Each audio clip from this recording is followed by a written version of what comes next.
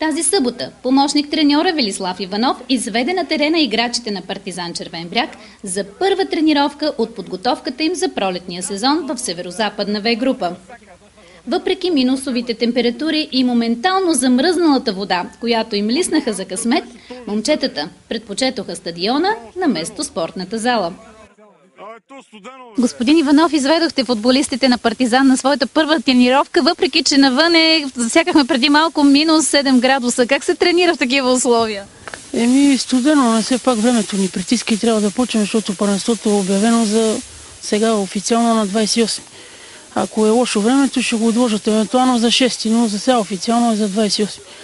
Така потвърди и председателят на зоналния съвет на БФС Трифон Иванов. Какъв състав излезе Партизан днес на своята първа тренировка? Предвиждат ли се нови попълнения на отбора? Нови попълнения за сега има момче тук от Плевен на проби. За сега нови няма. Евентуално един плюс още един-двама човека най-много нови.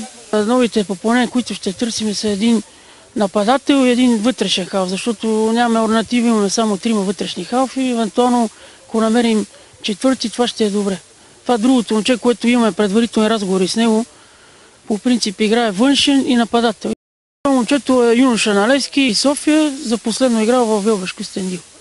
Има желанието да дойде тук да играе, евентуално ще дойде на проби, не е сигурно, че ще го вземе, ако го харесаме, ще го привлечем и общо взето това ще бъде селекцията за новия сезон. От Велбъш Кюстендил пък се завръща в отбора халфа Кирил Вълов, информира още помощник треньора и подчерта, че в началото, поради заетост на футболистите, тренировките ще бъдат дворазови и само в почивните дни – събота и неделя. В процес на преговори са и първите контроли на отбора. За сега сме говорили евентуално с Локо София през седмицата. Трябва да се уточни коя дата Луковица заявили за контрол, не сме уточнили точната дата и евентуално с Гара Левски, тук сте местните отбори.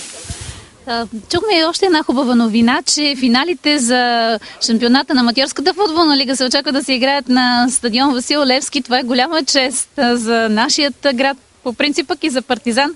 Доколко преговорите вече са напреднали в това отношение?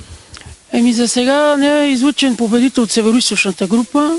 И като се излучи победителя, тогава се тегли жребия. Финалите ще бъдат на стадион Васил Левски, което за клуба е голям успех в историята на клуба. Това е една реклама за града и ние се радваме, че го постигнахме този успех.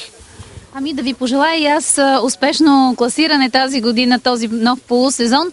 Какви са вашите намерения? Къде мислите, че може да се позиционирате в таблицата? Аз ни прилича средата на класирането, нямаме някакви поставени високи амбиции, отбора да си играе, да си печели домакинските мачове, да радва местните фенове. Това амбиции, колко ти позволява бюджета, т.е.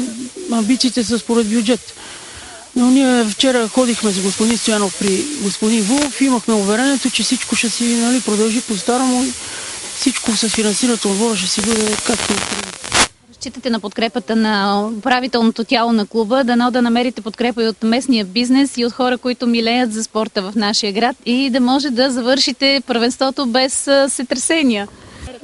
Да се намерят повече спонсори, за да може отбора да си завърши спокойно първенството. И това е общо взето.